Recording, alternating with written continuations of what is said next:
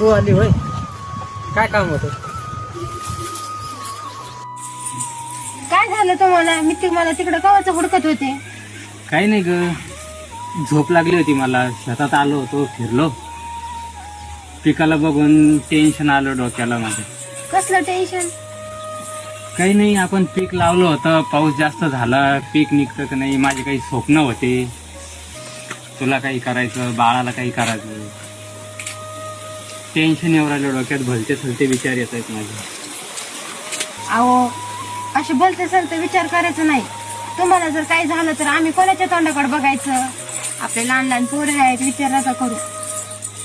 नाही करत.